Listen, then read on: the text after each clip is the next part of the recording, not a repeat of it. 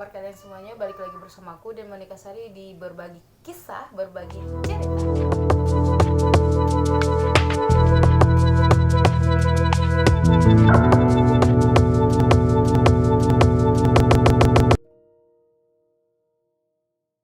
Oke guys, kali ini aku datang lagi bersama kalian di sini.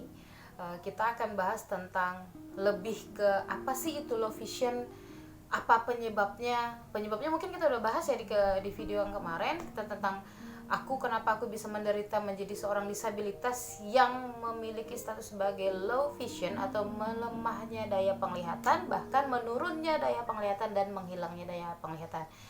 Just for your information guys, ini adalah pembahasan menurut sudut pandang aku sebagai pasien atau penderita, bukan untuk menggurui kalian atau berbicara sebagai seolah-olah aku ini dokter, enggak, tapi ini adalah sudut pandang aku sebagai si penderita agar bisa lebih relevan, lebih nyaman dan mudah untuk kalian pahami gitu. Oke, tanpa berpanjang-panjang lagi, kita langsung aja. Low vision itu, yang aku ketahui tentang low vision adalah melemahnya daya penglihatan seseorang karena faktor kesatu penyakit, kedua itu adalah karena faktor-faktor yang lainnya, misalnya kecelakaan, glukoma, atau yang bahkan sering disebut dengan masyarakat kita itu sering disebut katarak kali ya. Sebenarnya bukan katarak sih, kalau katarak itu tumbuhnya jaringan atau lendir yang menutupi selaput lensa pada manusia yang mengakibatkan menurunnya bahkan berkurangnya penglihatan dari seseorang.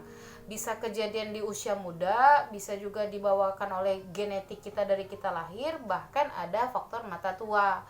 Nah, jadi kita akan bahasnya satu-satu ya. Kita akan bahas dulu di video kali ini, kita bahasnya tentang, wah ada bel tuh bahwa videonya harus dimulai.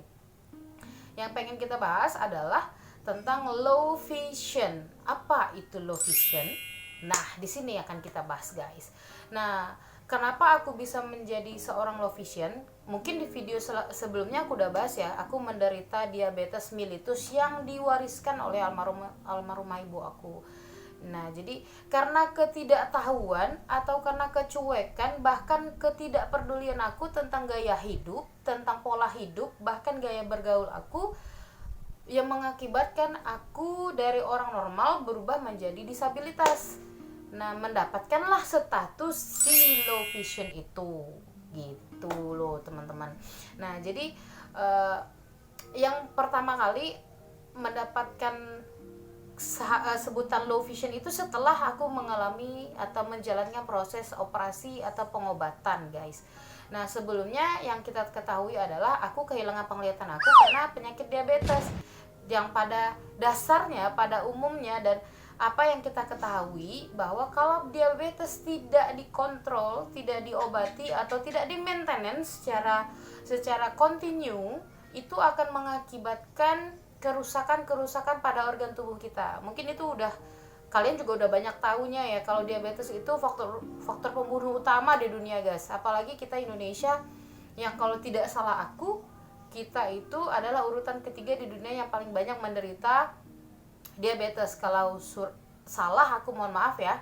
Jadi bisa kalian Google aja, kalian searching aja bahwa Indonesia ke peringkat berapa sih di dunia tentang diabetes mellitus. Nah, oke guys. Jadi singkat ceritanya, aku menjadi seorang low V itu awalnya penyebabnya adalah karena diabetes tadi. Diabetes tadi aku dapatkan secara keturunan atau genetik. Ditambah lagi guys dengan pola hidup dan gaya hidup aku yang sangat semberawut, yang sangat tidak terkontrol, tidak termainten dengan baik. Ibaratkan bangunan tuh fisiknya aja bagus, tapi ternyata di dalamnya tuh ambrur. Di dalamnya tuh bahan materialnya tuh udah sebenarnya udah nggak layak dipakai, tapi masih dipertahankan karena ketidaktahuan itu tadi, guys. Nah, jadi low vision itu yang aku rasain, sudut pandang aku berubah 360 derajat dari orang yang sudut pandangnya luas menjadi sangat kecil, guys. Menjadi sangat sempit. Bahkan aku harus melihat seseorang itu mengganti posisi pandangan atau posisi menghadap. Nah, itu sangat sulit Jadi yang dimana ini membuat aku mengalami banyak keterbatasan, banyak kendala-kendala di dalam melakukan aktivitas, bahkan ruang gerak aku sendiri. Contohnya, untuk melihat baju, kalau baju itu dibalikin gitu, baju yang harusnya kita dipakai ke dalam, aku malah pakainya keluar. Ya karena itu menurunnya daya penglihatan seseorang. Teman-teman bisa Google lagi. Aku tegasin di sini, teman-teman bisa Google atau searching tentang low vision itu seperti apa. Dan penyebab aku ada di low vision adalah retinopati diabetik, di mana retinopati diabetik ini adalah lepasnya retina atau abrasi retina. Kalau bahasa medisnya abrasi retina, yang pada dasarnya retina manusia itu bisa lepas karena adanya dorongan atau penyebabkan kebenturan yang dialami cukup keras bagi seseorang, ya misalnya kecelakaan, kebentur, atau teman-teman yang mengalami beberapa tindakan-tindakan fisik yang lumayan berat seperti itu, misalnya ditonjok. Nah itu salah satu penyebabnya, dan ditonjoknya bukan di bagian dada ya, nggak nyambung. Di bagian dada ditonjok, matanya nggak kelihatan. Nah, itu kayak kita pergi ke Depok, lewatnya lewat Bandung, muter dulu baru ke Depok, ribet ya. Oke, jadi retinopati itu adalah lepasnya retina pada mata seseorang yang diakibatkan oleh banyak faktor, guys. Pertama adalah faktor diabetes, penyakit. Nah, penyakit ini jangan kita salah kaprah hanya diabetes aja nih penyebabnya. Jadi pada saat aku menjalani operasi pengobatan penyembuhan mata itu, salah satu dokter juga, aku mohon maaf kalau ini salah, mohon dikoreksi, tetapi ini sudut pandang aku dan pemahaman aku sebagai pasien ya, sekali lagi bukan sebagai pemahaman sebagai seorang dokter. Kalau untuk pemahaman sebagai seorang dokter atau penjelasan dari dokter, kita bisa lihat YouTube dari teman-teman dokter-dokter lain, khususnya spesialis mata atau spesialis retina, yang bisa lebih detail, yang lebih jelas untuk menjelaskan kepada kalian dan menjawab rasa penasaran kalian. Nah, jadi yang aku alamin adalah melepasnya retina mata aku karena adanya dorongan darah yang tidak bisa berhenti pada saat itu, guys, kalau tidak di stop. Karena orang banyak mengatakan, kenapa kok kamu bisa seperti ini, sedangkan yang kita tahunya kamu dapat diabetes tuh di usia 26 tahun.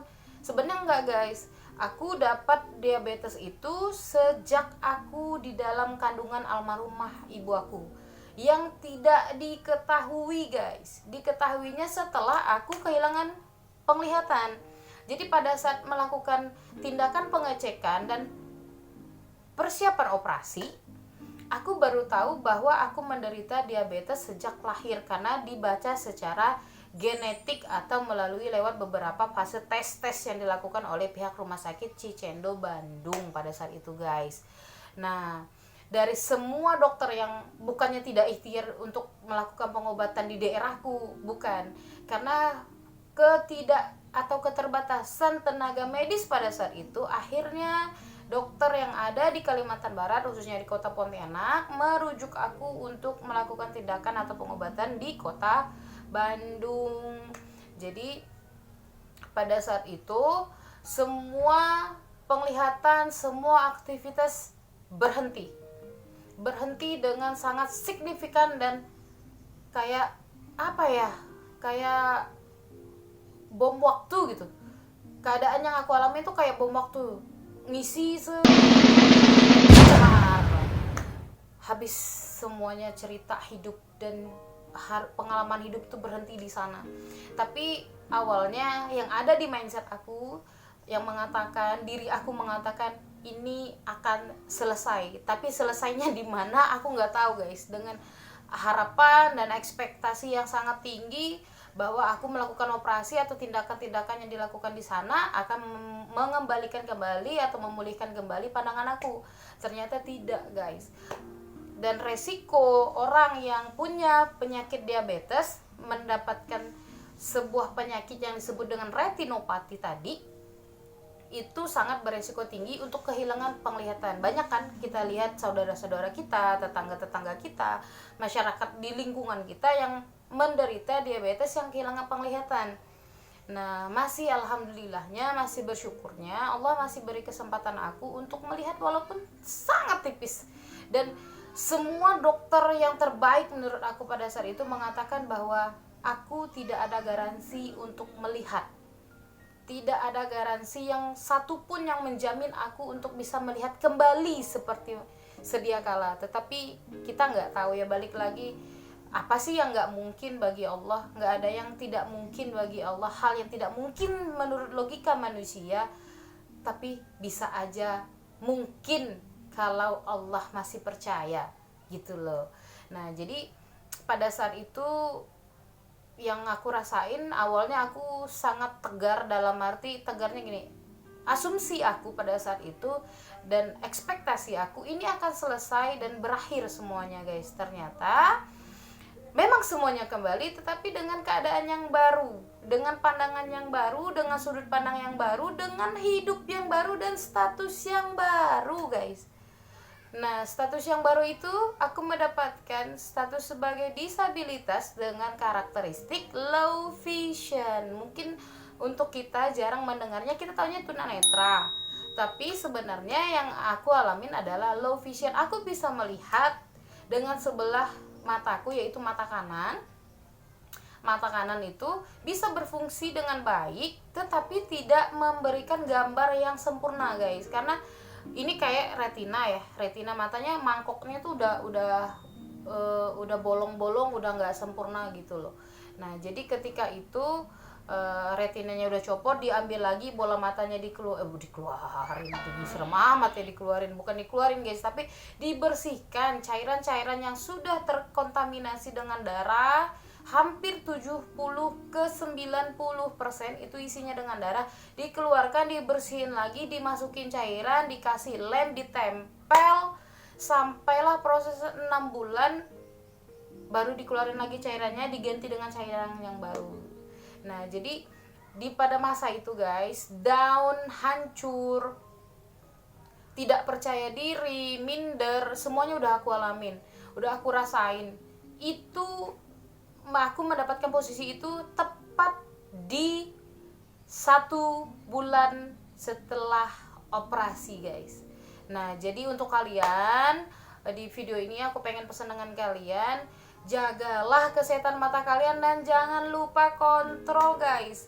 Karena menurut saran dari dokter bahwa mata kita, khususnya retina mata, itu harus diperiksakan minimal 1 tahun 1 kali, guys. Jangan pernah kalian lewatkan itu.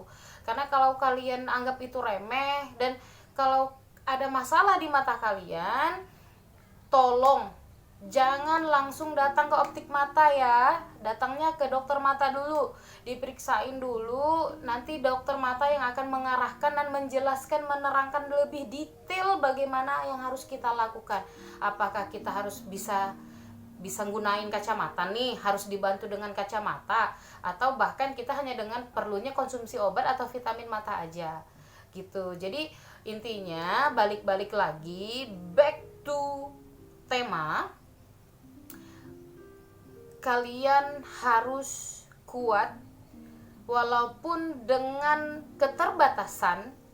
Kalian mampu untuk melakukan aktivitas itu sendiri.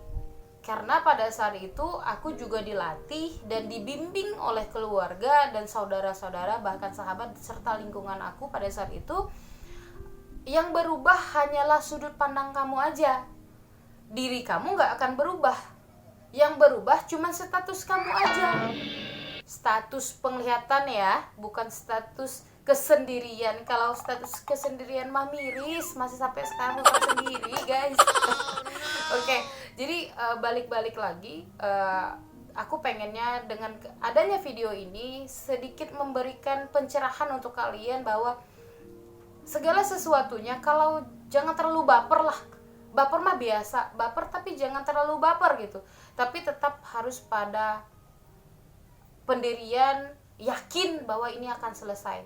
Oke guys, cukup itu aja video kali ini. Sepintas cerita tentang low vision dan retinopati, penyebabnya apa, kendalanya apa, hal-hal apa aja yang didapatkan ketika kita berubah jadi normal menjadi disabilitas. Banyak hal lagi yang bisa aku sharing ke kalian. Nanti di video-video selanjutnya kita akan bahas.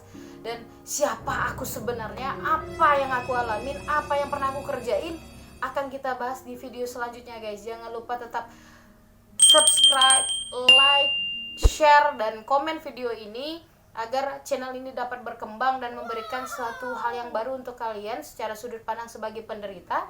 Sekali lagi, bukan membahas secara sudut pandang sebagai dokter atau menggurui kalian, tidak, tetapi ini hanya berbagi kisah, berbagi cerita biar memberikan sebuah pemaknaan yang baru di dalam kehidupan kalian. Oke, terima kasih. Assalamualaikum warahmatullahi wabarakatuh dan sampai jumpa.